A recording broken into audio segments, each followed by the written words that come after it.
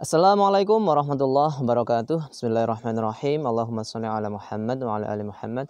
Selamat datang buat teman-teman semuanya yang belum kenal. Perkenalkan, nama saya Ubaidillah atau biasa dipanggil dengan Ubay. Dan alhamdulillah Allah mengamanahkan kepada saya sebagai PNS di Kabupaten Banyumas. Tepatnya saya adalah angkatan tahun 2018. Dan di sini saya ingin berbagi kepada teman-teman semuanya pejuang CPNS tentang pemberkasan. Sebelumnya saya mengucapkan selamat, selamat buat kalian semuanya yang telah berhasil di SKB. Kalian telah menjadi pemenang di SKD dan SKB. Semua itu karena apa? Karena pertolongan Allah, karena kalianlah yang telah melibatkan Allah dan mengandalkan Allah. Maka dari itu saya berpesan buat teman-teman semuanya. Yang pertama adalah marilah kita melibatkan Allah dalam segala urusan kita, apalagi urusan yang sangat penting ya. Ya seperti sekarang pemberkasan ya. Pemberkasan itu kan belum tentu, masih ada potensi gagal teman-teman. Jadi jangan berhenti untuk melibatkan Allah. Nah yang kedua teman-teman, jangan lupakan orang-orang yang berjasa dalam kehidupan kita ya, terutama dalam hal PNS ini ya, yaitu orang-orang yang telah mengajarkan kita ilmu, mengajarkan kita tips dan trik, atau bahkan sampai orang yang mendoakan kita ya. Jangan lupakan, sampaikan kepada mereka, terima kasih, ini semua berkat doa dan dukunganmu. Itulah yang insya Allah yang selalu kami sampaikan ya, ketika kami bertemu dengan orang, terus orang itu mengatakan, kamu katanya PNS gitu ya. Ya insya Allah kami jawab, ini semua berkat doamu ya, berkat doa dan dukunganmu. Insya Allah itu akan menjadi sebuah kado terindah bagi orang-orang yang telah mendoakan kita, biarpun kita belum bisa memberikan uang atau memberikan berupa materi dan sebagainya. Oke, langsung saja ya kita masuk ke tentang pemberkasan. Sebelumnya marilah kita berdoa terlebih dahulu. Oh ya, saya mau duduk dulu ya. Ini saya di luar ini, di sekolah ini ya. Saya lagi di pinggiran sekolah. Oke, bismillahirrahmanirrahim. Rabbi zidni ilma. Allahumma inna nas'aluka ilman nafi'a wa rizqan thayyiban wa amalan mutaqabbalan. Agar Allah memberikan kemudahan dan keberkahan ilmu yang kita dapatkan. Dan jangan lupa buat teman-teman semuanya, silahkan klik tombol subscribe kalau ini dirasa channelnya bermanfaat. Oke, apa saja yang harus dipersiapkan dalam pemberkasan CPNS? Terkait pemberkasan, ini kalau yang mendaftar di Pemda, yaitu Pemprov atau Pemkab, biasanya setelah CAT, setelah SKB itu langsung ke pemberkasan. Nah, namun ada juga instansi-instansi yang tidak hanya CAT ya. Ada kesemetaan untuk Kemenkumham, ada psikotes, ada mengajar biasanya untuk Kementerian Agama dan sebagainya. Namun setelah itu tetap endingnya harus pemberkasan. Nah, sekarang apa saja yang perlu dipersiapkan dalam pemberkasan? Oke, dan ini teman-teman, mohon maaf ini saya mengacu kepada pemberkasan di tahun 2018 ya. Di tahun 2018 karena mohon maaf ya ada iklan ya. Ya. Karena ini sekarang itu belum keluar regulasi tentang pemberkasan yang akan disampaikan di tahun 2020. Namun tidak salahnya kita membaca di 2018 bukan? Siapa tahu dan mungkin memang nggak jauh beda gitu ya. Oke, langsung aja. Ini persyaratan administrasi dalam pemberkasan usul penetapan NIP CPNS pemerintah Kabupaten Banyumas. Nah, isinya apa? Ini ada pengantarnya, yaitu apa? 2 lembar surat lamaran yang ditujukan kepada Bupati Banyumas, ditulis tangan dan ditandatangani dengan tinta hitam di atas materai 6000 sesuai format yang telah ditentukan sebagaimana terlampir disertai dengan di bawahnya nanti. Dan perlu diketahui juga ini Banyumas dan tahun 2018. Artinya apa? Mungkin bisa berbeda dengan instansi tempat kamu mendaftar ya. Dan atau sekarang tahun 2020 berbeda lagi. Namun apa salahnya kita membaca ini, siapa tahu nggak beda jauh ya dengan pemberkasan tahun ini. Oke, kita lihat contoh dari surat lamaran di Banyumas ini ya. Ini ya, di sini ada kepada Bupati bla bla bla gitu ya. Memperhatikan dan bla bla bla. Nah, ini ada lampirannya. Oke, sampai dengan materai. Dan yang perlu diketahui lagi, saya menyarankan ya, jangan sampai salah kepada ininya ya. Kepada yang terhormat bla bla bla gitu ya. Jangan sampai salah karena dulu di tahun 2018 itu ada hal yang lucu gitu ya. Salah gara-gara kepadanya gitu loh. Mungkin dia itu copy file dari kabupaten lain ya, tapi tidak diedit untuk bupati itu gitu loh, kabupaten itu. Sehingga salah yang seharusnya untuk kabupaten ini, namun di situ tertulis bupati itu gitu ya. Nah, itu parah sekali. hal sepele, salahnya hal sepele. Maka dari itu buat teman-teman semuanya mohon diteliti ya. Oke, lanjut ya. Disertai dengan apa aja ya? Jadi yang pertama adalah surat lamaran. Nah, disertai dengan ini, yaitu nomor 1, 2 lembar fotokopi ijazah dan transkrip nilai ya, dan transkrip nilai termasuk surat akreditasi prodi ya, dan atau perguruan tinggi yang telah dilegalisir oleh pejabat yang berwenang sesuai dengan kualifikasi pendidikan dan tugas yang ditetapkan. Nah, di sini ada penjelasannya. Penjelasannya yaitu fotokopi ijazah yang dikumpulkan hanya ijazah yang digunakan untuk mendaftar CPNS tahun 2018 yang telah dilegalisir oleh pejabat yang berwenang. Sorry ya, aku sambil jalan karena ini di jalan jadi agak mengganggu suara motor. Jadi di sini hanya ijazah teman-teman mendaftar. Misalkan kalau yang mendaftar seperti saya kan menggunakan S1 ya, berarti hanya ijazah S1 ya, tidak menggunakan ijazah SD, SMP sampai SMA. Ya ini kan di kabupaten kami ya, mungkin nanti di kabupaten lain berbeda ya, berbeda aturan. Cuman dulu saya itu mempersiapkan sebelum ada pengumuman resmi tentang pemberkasan, saya mempersiapkan melegalisir dari SD, SMP, SMA gitu ya. Ternyata setelah pemberkasan tidak digunakan, tapi nggak masalah kok. Yang penting kita sudah mempersiapkan. Lebih baik kita mempunyai berkas yang sudah dilegalisir, siapa tahu nanti kita digunakan di kesempatan berikutnya. Selanjutnya, pejabat berwenang sebagaimana yang dimaksud di atas adalah sebagai berikut. Kalau jenjang universitas atau institut berwenang, melegalisasi adalah rektor atau dekan atau pembantu. Ya, jadi kalau kampus itu rektornya yang melegalisir. Terus jenjang sekolah tinggi yang berwenang melegalisasi adalah ketua atau pembantu ketua bidang akademik. Yang ketiga, jenjang akademi atau politeknik berwenang melegalisir adalah direktur, pembantu ketua bidang, pembantu direktur bidang akademik. Oke, itu yang pertama ya. Jadi ada ijazah dan transkrip nilai, ijazah, transkrip nilai dan surat keterangan akreditasi prodi maupun atau perguruan tinggi. Ya. Oke, yang kedua. Yang kedua yaitu 2 set asli daftar riwayat hidup atau DRH yang ditandatangani oleh peserta dan bermaterai 6.000, yang formulir isiannya sudah tercetak pas foto yang disediakan melalui website sscn.bkn.co.id. Sekarang udah ganti ya. Atau di website lainnya yang ditentukan oleh Panitia Seleksi Nasional Pengadaan PNS sebagaimana tercantum dalam Anak Lampiran 3 yang merupakan bagian tidak terpisahkan dari Peraturan BKN nomor 14 tahun 2018. Ya, yang jelas nomor 2 adalah DRH atau daftar riwayat hidup. Kita baca penjelasannya. DRH harus diisi dengan huruf kapital dan tinta hitam sesuai data yang sebenarnya berdasarkan dokumen dan data dukung yang ada, ditandatangani peserta di atas materai 6.000. Format atau formulir DRH sesuai dengan Anak Lampiran 3 Peraturan BKN nomor 14 tahun 2018 terlampir. Yang ketiga, ditempel pas foto 4x6 berwarna berlatar belakang merah dan terbaru pada halaman pertama bagian pojok kanan atas. Kita lihat contohnya. Nah, ini contohnya teman-teman.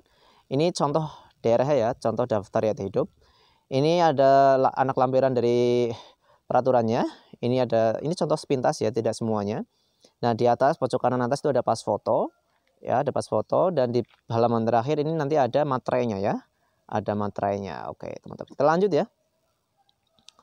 Kita lanjut. Nah, yang ketiga yaitu yang harus dipersiapkan adalah pas foto ukuran 4x6 berwarna berlatar belakang merah dan terbaru sebanyak 6 lembar ya. Sebanyak 6 lembar. Sudah termasuk yang ditempel pada berkas DRH dengan ditulis nama dan tanggal lahir pada bagian belakang dan dimasukkan plastik agar tidak tercecer. Ya, artinya dipersiapkan juga foto ya, foto terbaru terutama ya. Jangan sampai menggunakan foto SMA ya. Nah, ini sampai saya itu mendadak pergi ke studio foto untuk melakukan foto. Oke, saya mau santai di sini ya, mau duduk ini di pinggir di belakang sekolah ini. Sorry.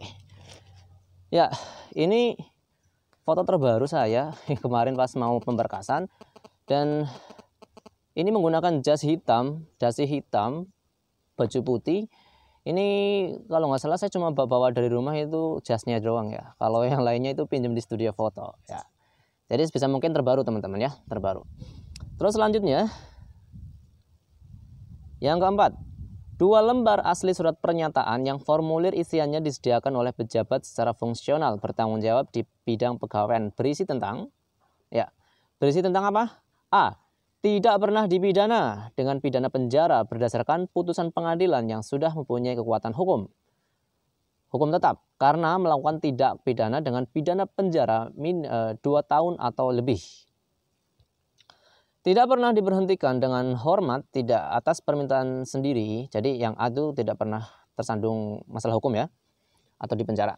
Atau tidak dengan hormat sebagai calon PNS atau PNS, prajurit tentara nasional, anggota polisi, atau diberhentikan tidak dengan hormat sebagai pegawai swasta, termasuk pegawai badan usaha BUMN atau BUMD.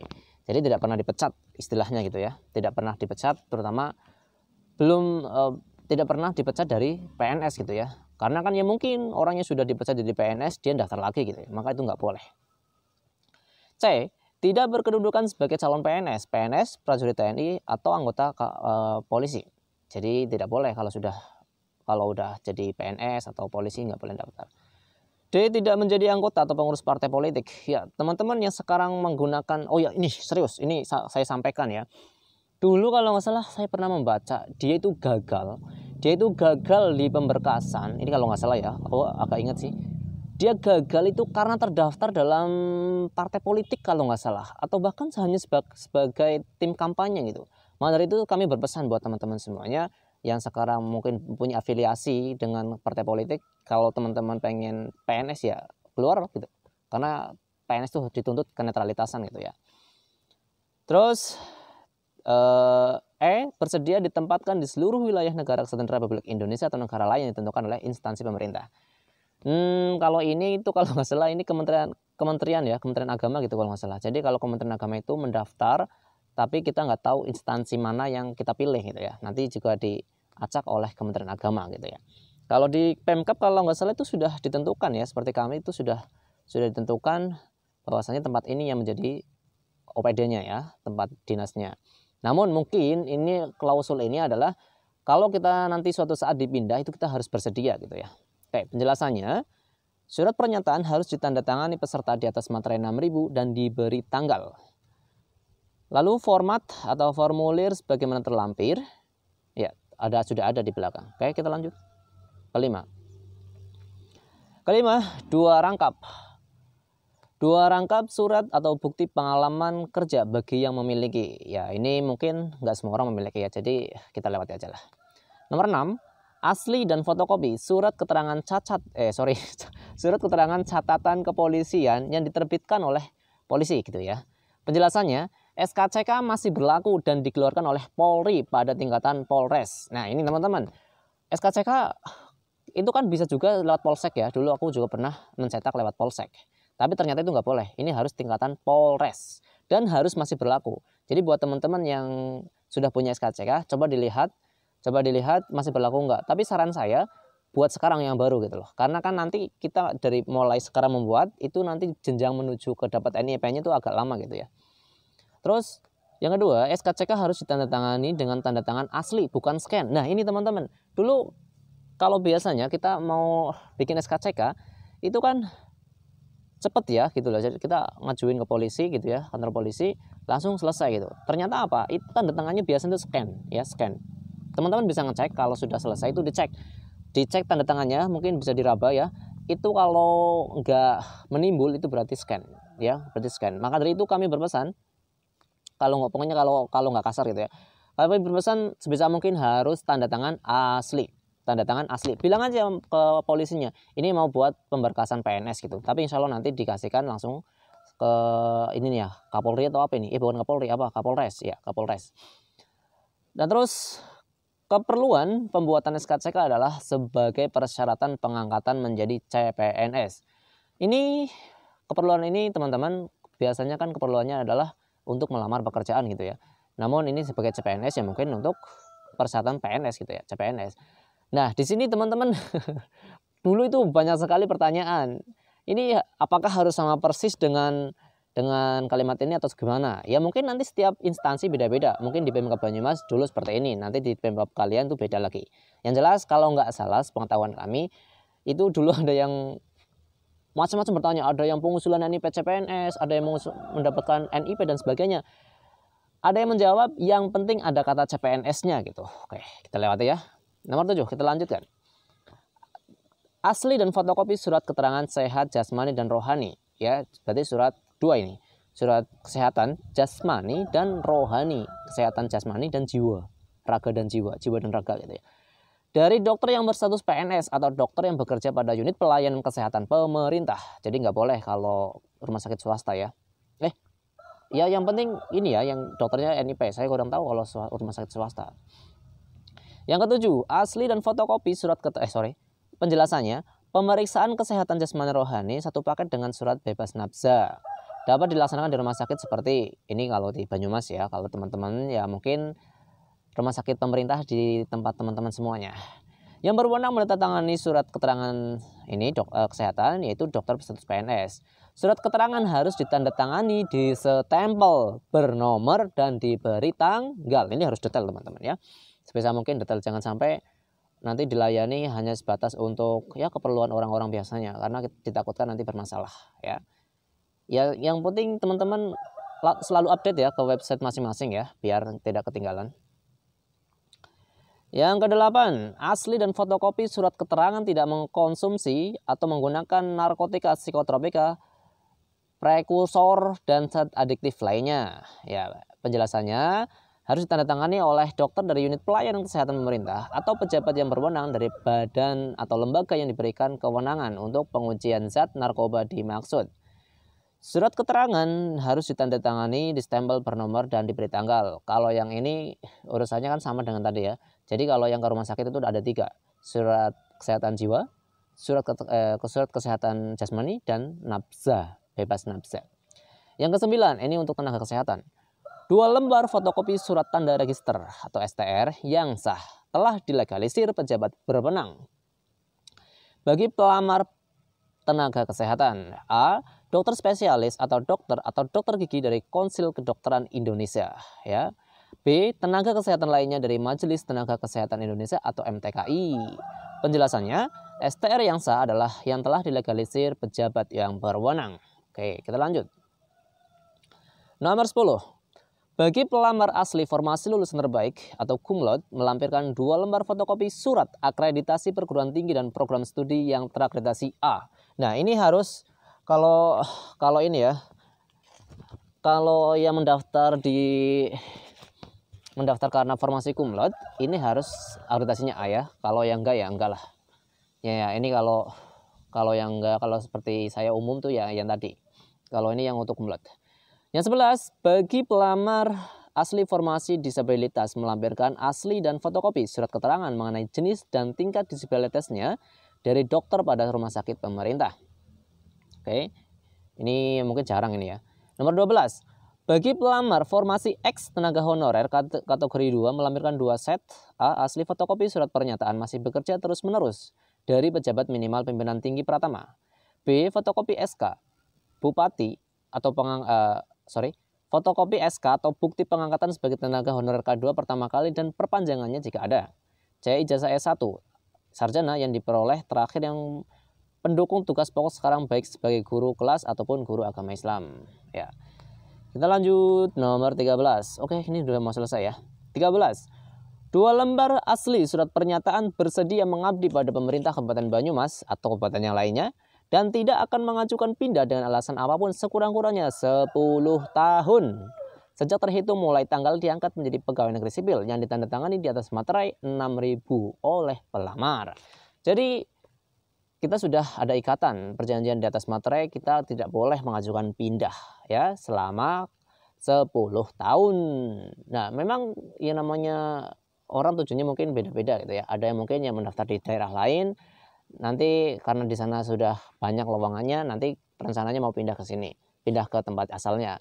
Ya bisa jadi mungkin ya, tapi di sini ada perjanjian harus 10 tahun, tidak boleh mengajukan pindah kurang dari itu. Nomor 14, persyaratan lainnya seperti 2 lembar fotokopi KTP, KK, dan surat nikah bagi yang sudah menikah tanpa legalisir kalau ini ya. Oke, kita lihat catatannya. Ini catatan di Pemkab Banyumas. Saya tegaskan lagi. Waktu pengiriman berkas usul penetapan NIP akan diberitahukan lebih lanjut ya, lebih lanjut. Jadi teman-teman segera dulu aku sering buka-buka itu ya, buka-buka website gitu ya, website tentang pemberkasan dan sebagainya gitu. Jadi teman-teman jangan malas untuk membuka informasi dari website masing-masing. Setiap dokumen persyaratannya dibuat rangkap 2 tersebut sesuai urutan di atas. Masing-masing dimasukkan dalam stop map plastik dan diberi identitas pelamar, yaitu nama dan jenis formasi dan jabatan yang dilamar. Warna stop map plastik merah untuk tenaga guru atau pendidik. Warna stop map plastik kuning untuk tenaga kesehatan. Stop map plastik hijau untuk tenaga teknis. Kembali ke Pemkab atau instansi masing-masing ya. Oke, lanjut. Alhamdulillah teman-teman selesai ya. Terima kasih telah menonton. Alhamdulillah semoga Allah memberikan kelancaran sampai menyusul kami mendapatkan NIP. Jangan lupa teman-teman selalu libatkan Allah agar semua lancar dan mudah. Dan yang paling terpenting adalah agar kita semua menjadi ASN yang beriman dan bertakwa. Sekian dari kami, bila ada kesalahan mohon maaf. Dan kalau ada yang mau ditanyakan silahkan klik subscribe dan sampaikan di kolom komentar. Wassalamualaikum warahmatullahi wabarakatuh.